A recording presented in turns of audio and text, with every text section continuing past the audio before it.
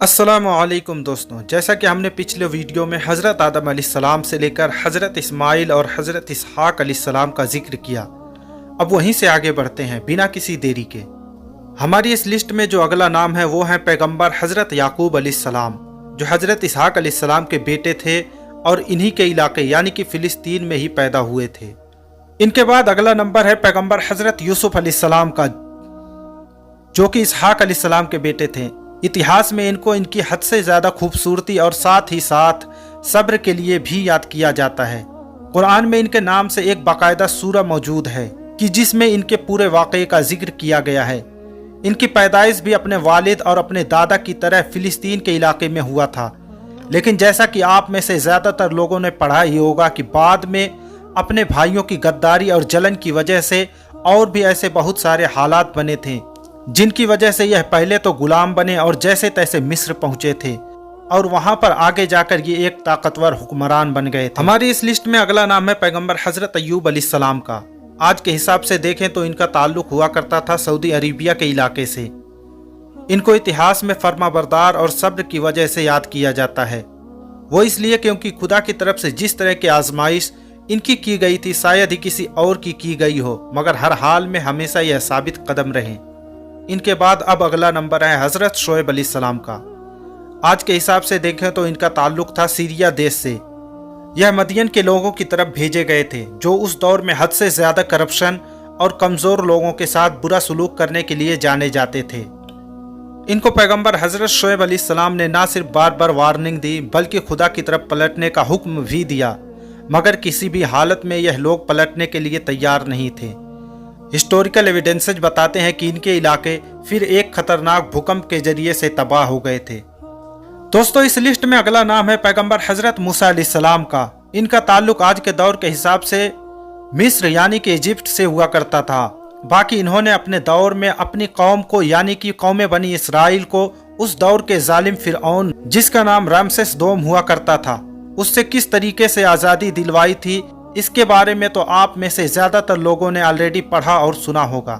बाकी इस लिस्ट में अगला नाम है इन्हीं के भाई का, जिनका नाम था पैगंबर हज़रत हारून अलैहिस्सलाम, जो हज़रत मूसा अलैहिस्सलाम के इस पूरे मिशन में लगभग इन्हीं के साथ रहे और कंधे से कंधा मिलाकर हमेशा उनका साथ दिया। इनका ताल्लुक भी जाहिर है अपने भाई यानी कि हज़रत मूसा अलैहिस्सलाम की तरह ही मिस्र से था।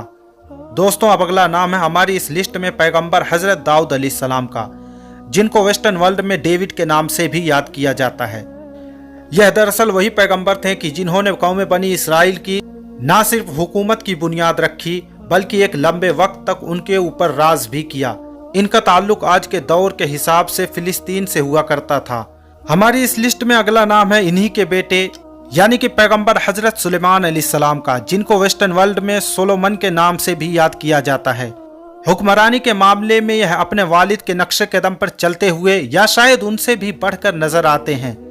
अपनी वालिद की तरह इन्होंने एक लंबे वक्त तक एक बड़े इलाके पर हुक्मरानी तो की ही, और साथ ही साथ अल्लाह की तरफ से इन्हें कुछ खास इनामात भी दिए गए थे। मिसाल के तौर पर जानवरों की जुबान को समझना और इंसानों के साथ साथ जिन्नात पर भी हुक्मरानी कायम करना। और हाँ, यह भी बताने की ज़रूरत नहीं कि इनका ताल्लुक भी फिलिस्तीन से ही था। सिर्फ यही नहीं बल्कि हमारे इस लिस्ट में जो अगले पैगंबर हैं यानी हज़रत इलियास अलैहिस्सलाम, उनका ताल्लुक भी फिलिस्तीन के इलाके से था। हज़रत इलियास अलैहिस्सलाम को एक ऐसी कौम की तरफ भेजा गया था जो उस वक्त बाल नाम के एक बुत की इबादत किया करती थी। इसके बाद एक और पैगंबर हैं जिनका नाम हज़रत अल-यसा अलैहिस्सलाम है, जो उसी इलाके यानी कि फिलिस्तीन में ही भेजे गए थे। इसके बाद अगला नाम है पैगंबर हज़रत यूनुस अलैहिस्सलाम का। उनका ताल्लुक आज के दौर के हिसाब से देखा जाए तो इराक से था और उसमें भी खास तौर से मोसुल शहर के इलाके से था। इनके नाम से भी कुरान के अंदर बाकायदा एक सूरा मौजूद है और ख़ास तौर से इनके मछली के पेट में चले जाने वाला वाक़या काफ़ी मशहूर है। इसके बाद हमारी इस लिस्ट में अगला नाम है पैगंबर हज़रत जुल्किफ्ल अलैहिस्सलाम का। इनका ताल्लुक बनी इसराइल की कौम से था और उन्हें भी आज के दौर के मुताबिक फ़िलिस्तीन के इलाके में भेजा गया था। सिर्फ यही नहीं बल्कि जो अगला नाम है यानी कि पैगंबर हज़रत ज़करिया अलैहिस्सलाम का, इनको भी फ़िलिस्तीन के ही इलाके में भेजा गया था।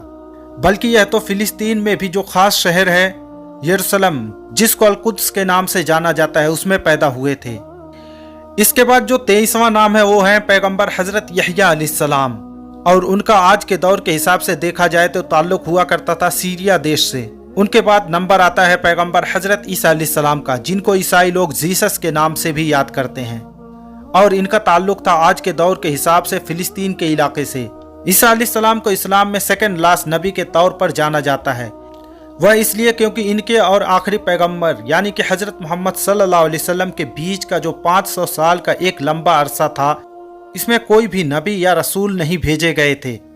लगभग 500 साल के एक लंबे अरसे के बाद 570 ईस्वी में जाकर सऊदी अरेबिया के मक्का शहर में जन्म हुआ था हजरत मोहम्मद बिन अब्दुल्लाह का, यानी कि आखिरी नबी हजरत मोहम्मद सल्लल्लाहु अलैहि वसल्लम का। इसी के साथ आज के अपने वीडियो को भी हम यहीं पर ख़त्म करते हैं। वीडियो अगर अच्छा लगा तो लाइक, कमेंट और शेयर ज़रूर करें। ऐसी ही इन्फॉर्मेटिव वीडियो देखने के लिए हमारे चैनल को सब्सक्राइब ज़रूर करें और साथ में बेल आइकन को भी ज़रूर प्रेस करें।